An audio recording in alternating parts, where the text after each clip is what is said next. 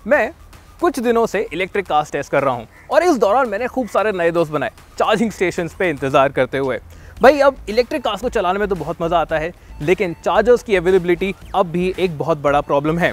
और इस प्रॉब्लम का जब तक सोल्यूशन नहीं मिलता, होंडा आपको एक अलग सोल्यूशन दे रहा है, होंडा सिटी EH-EV। और ये कोई ऐसी वैसी हाइब्रिड नहीं है एक स्ट्रॉन्ग हाइब्रिड। इनफैक्ट इस गाड़ी के लिए आप ये मान सकते हैं कि एक ऐसी इलेक्ट्रिक कार है जो अपनी बैटरीज को खुद अपने इंजन से चार्ज करती है और अपने इस हाइब्रिड सिस्टम के साथ ये क्लेम कर रही है 26.5 किलोमीटर्स पर लीटर की हाई एफिशिएंसी।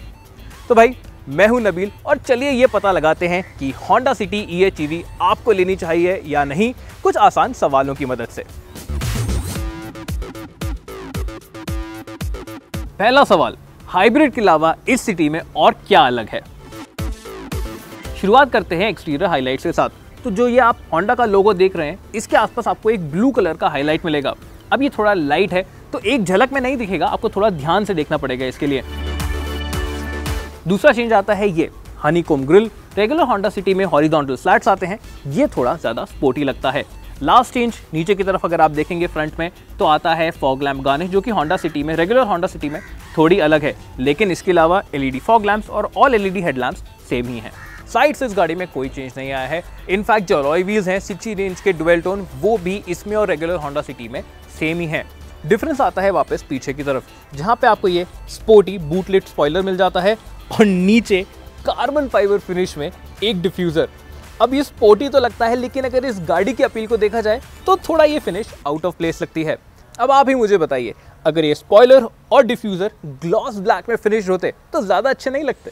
अब जितने भी विजुअल चेंजेस इस होंडा सिटी में आए हैं वो इसको थोड़ा स्पोर्टी दिखाने में मदद करते हैं, लेकिन ये चेंजेस बहुत ही सटल हैं और एक झलक में आपको पता नहीं चलेंगे। होंडा को वाकई इसमें थोड़े और चेंजेस लाने चाहिए थे। एटलीस्ट वो अलॉय व्हील्स तो ज़रूर अलग होने ही चाहिए थे, ताकि एक ही झलक में सबको पता चल जाए कि आप एक स्ट्रॉन्ग हाइब्रिड होंडा सिटी चला रहे हैं, रेगुलर वाली नहीं। इनफैक्ट अगर आप इसके चाबी का डिज़ाइन देखेंगे तो वो भी रेगुलर होंडा सिटी जैसा ही है। अब जो अकॉर्ड हाइब्रिड आया करती थी उसके अंदर ये पीछे का जो लोगो है ये पूरा ब्लू हुआ करता था, यहाँ पे भी एटलीस्ट वो ब्लू लोगो तो आना ही चाहिए था। विजुअल चेंजेस को छोड़ के आप थोड़ा डेप्थ में जाते हैं, यानी कि बूट में जाते हैं। तो ये जो हाइब्रिड की बूट स्पेस है ये रेगुलर होंडा सिटी से 200 लीटर कम है। वो इस वजह से है क्योंकि जो बैटरी पैक है वो सीट के पीछे थोड़ा नीचे माउंट किया गया है, तो ऑफकोर्स वो बूट स्पेस थोड़ी खा जाता है। हाँ, आपको थोड़ा स्टोरेज मिलता है इस कवर के नीचे भी, लेकिन अगर प्रैक्टिकलिटी की बात करी जाए तो इसमें आप 2 सूटकेस डाल पाएंगे और डेफिनेटली रेगुलर होंडा सिटी से ये काफ़ी कम है। अंदर भी एक कॉस्मेटिक चेंज आया है, जो कि है ये अपॉल्स्ट्री का कलर। रेगुलर होंडा सिटी में आपको मिलता है बेज, यहां हाइब्रिड में आपको मिल रहा है व्हाइट वाला आइवरी।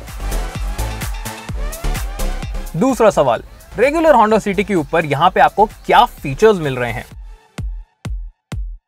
सबसे इंपॉर्टेंट एडिशन है ADAS यानी कि एडवांस ड्राइवर असिस्टेंट सिस्टम का, जो कि विंडस्क्रीन पे लगे कैमरा की मदद से काम करता है।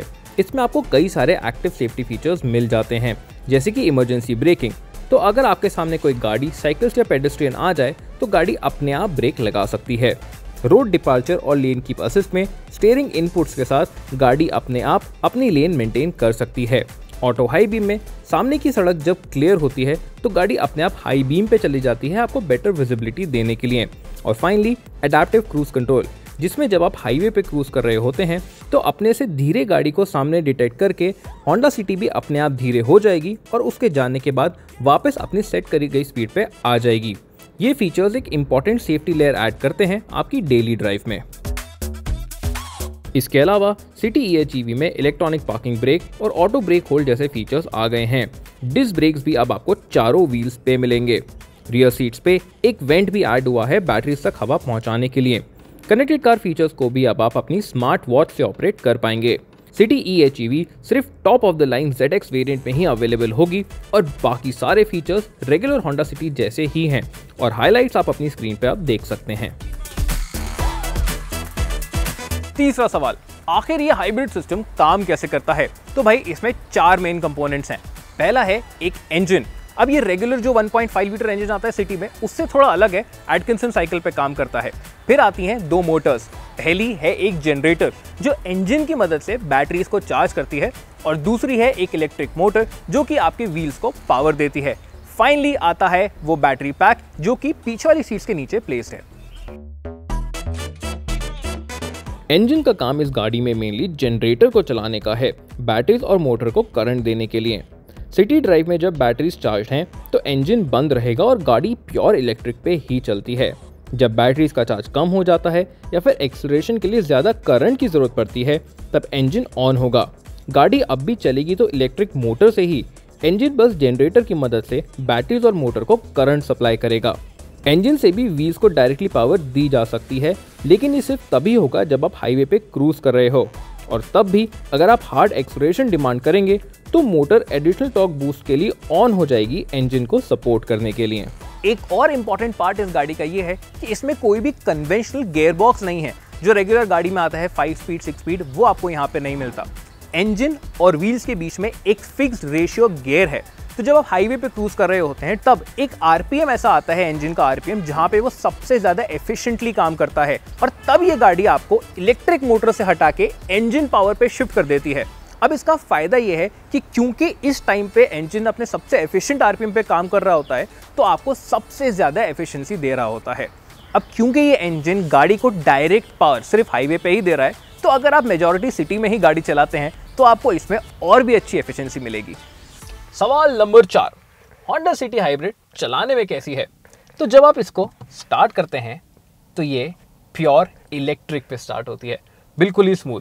और जब आप इसको ड्राइव में डाल के आगे बढ़ने लगते हैं तो ये बिल्कुल एक इलेक्ट्रिक कार की तरह इंजन बंद रहते हुए इलेक्ट्रिक मोड में ही आगे बढ़ती है। तो भाई ये एक्सपीरियंस बड़ा ही स्मूथ और बड़ा ही एफर्टलेस लगता है। जब आप थोड़ा तेज जाने लगे, सिटी स्पीड पे गाड़ी चला रहे हैं, तब भी ये इलेक्ट्रिक पे ही चल रही है और इसी वजह से जो इसका एक्सीलरेशन है वो बड़ा क्विक है और थ्रॉटल रिस्पॉन्स भी यहाँ पे काफी अच्छा रहता है। तो भले ही आपको किसी गैप में जाना है या कोई ओवरटेक करना है तो वो सब भी आप इस गाड़ी में बड़े आराम से कर सकते हैं। लेकिन जैसे ही उस बैटरी का चार्ज कम होने लग जाता है तो ये इंजन ऑन हो जाता है और ये बड़ा ही सीमलेस है। आपको इसमें बिल्कुल कुछ समझ नहीं आएगा, पता नहीं चलेगा, क्योंकि अब भी जो आपकी गाड़ी चल रही है वो उस मोटर के साथ इलेक्ट्रिसिटी पे ही चल रही है।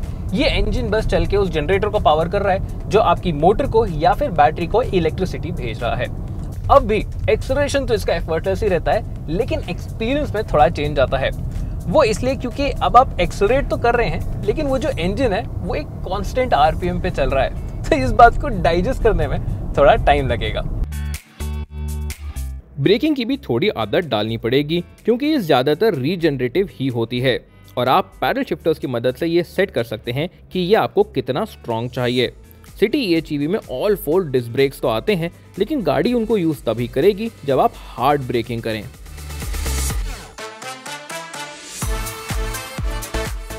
लेकिन जब आप इस गाड़ी से थोड़ा हार्ड एक्सीलरेशन डिमांड करते हैं तब इसका एडेड पावर और टॉर्क समझ में आने लगता है। और तब एक और चीज होती है, थोड़ा गौर से सुनिए।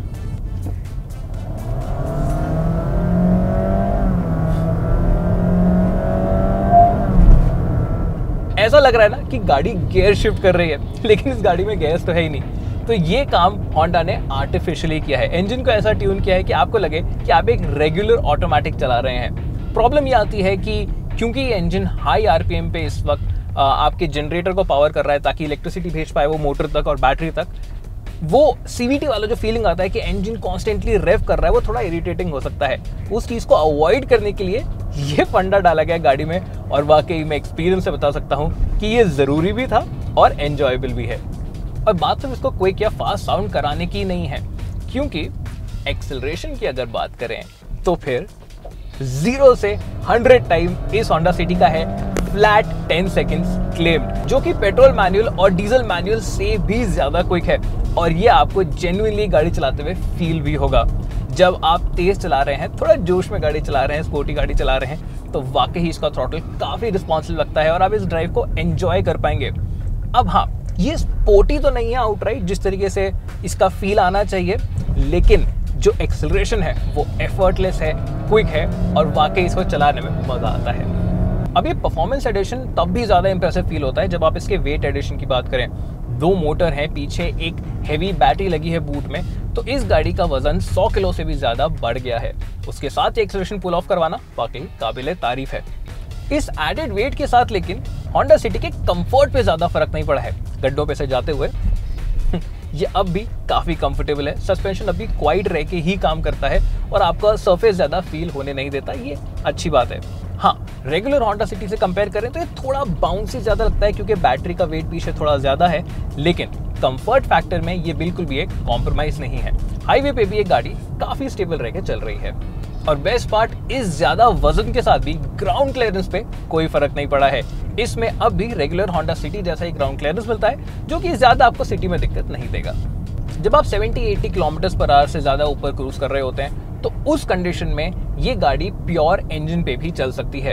इंजन और व्हील्स के बीच में, जैसे मैंने आपको बताया था, एक फिक्स्ड गियर रेशियो है, तो जब इंजन अपने स्वीट स्पॉट में होता है एफिशिएंसी के, तब वो गाड़ी की ड्राइव को टेक ओवर कर सकता है और हाईवे पे जब आप क्रूज कर रहे हैं तो वो आप प्योर इंजन पे भी क्रूज कर सकते हैं। लेकिन वहां भी जब आप कोई स्ट्रॉन्ग एक्सेलरेशन डिमांड करेंगे गाड़ी से, तब इलेक्ट्रिक पावर वापस आ जाएगी इक्वेशन में और आपको एक टॉर्क बूस्ट देगी उस एक्सेलरेशन को कॉम्प्लीमेंट करने के लिए। फाइनल सवाल नंबर 5, क्या यह गाड़ी अपनी हाई एफिशिएंसी के साथ आपके पैसे बचा सकती है? इसके लिए हम एक छोटी सी कैलकुलेशन करते हैं। चलिए मान लीजिए कि इनकी जो एफिशिएंसीज क्लेम्ड है वही रियल वर्ल्ड में आती हैं, तो फिर इसकी और होंडा सिटी पेट्रोल CVT जो पेट्रोल ऑटोमेटिक है उसकी एफिशिएंसी में 7 किलोमीटर/लीटर का फ़र्क है। अब मान लेते हैं कि आपकी रनिंग काफ़ी हाई है, 80 किलोमीटर्स पर डे, तो फिर 1 साल के अंदर अगर ये दोनों गाड़ियाँ पैरेलल चलती हैं तो फिर ये EHEV आपके 51,000 रुपीज़ सेव कर पाएगी रनिंग कॉस्ट के अंदर। लेकिन अब आता है एक इंटरेस्टिंग पार्ट, अगर होंडा इस गाड़ी की कीमत रेगुलर होंडा सिटी से 5 लाख रुपए ऊपर लगता है, इसको 20 लाख रुपए पे लाने की कोशिश करता है, तो फिर आपको 10 साल लग जाएंगे रोज़ इस गाड़ी को 80 किलोमीटर चलाते हुए इसकी एडिशनल कॉस्ट को रिकवर करने के लिए। लेकिन यार ये जो है ना, पूरी कहानी नहीं, क्योंकि ये जो गाड़ी है पोल्यूशन की अगर बात करें, कार्बन एमिशंस की बात करें, तो रेगुलर होंडा सिटी से काफ़ी कम करती है। तो जितना आप इस गाड़ी को रेगुलर होंडा सिटी के मुकाबले ज़्यादा चलाएंगे, आप पोल्यूशन और भी ज़्यादा कम कर रहे हैं। तो ऑन पेपर इस गाड़ी को चलाने से आप अपने पैसे तो नहीं बचा रहे हैं, लेकिन ये एनवायरनमेंट और आपका कॉन्शियस ज़्यादा क्लीन रहेगा। होंडा सिटी EHEV को बैंगलोर में चलाने और परखने के बाद ये तो आराम से बोला जा सकता है कि ये सिटी का बेस्ट अवतार है। यहाँ पे आपको एक इलेक्ट्रिक कार का एक्सेलरेशन और परफॉर्मेंस पेट्रोल कार के कन्वीनियंस के साथ मिल रहा है। और हाँ, इसका टेक यार थोड़ा कॉम्प्लिकेटेड तो है, लेकिन उसकी परवाह आपको गाड़ी चलाते हुए बिल्कुल नहीं करनी पड़ती। वो एक्सपीरियंस बिल्कुल ही सीमलेस और स्मूथ है और अपने एडेड परफॉर्मेंस के साथ एफर्टलेस भी। हमारे एक्सपेक्टेशंस के हिसाब से सिटी EHEV की कीमत होने वाली है लगभग 20 लाख रुपए एक शोरूम, और इस कीमत पे इसकी वैल्यू को स्पेशली रनिंग कॉस्ट में जस्टिफाई करना बड़ा मुश्किल हो जाता है। लेकिन अगर आप एमिशंस और एनवायरनमेंट की कदर करते हैं और इलेक्ट्रिक कार्स आपके लिए अभी उतनी प्रैक्टिकल नहीं, तो फिर ये सिटी हाइब्रिड आपको जरूर पसंद आएगी।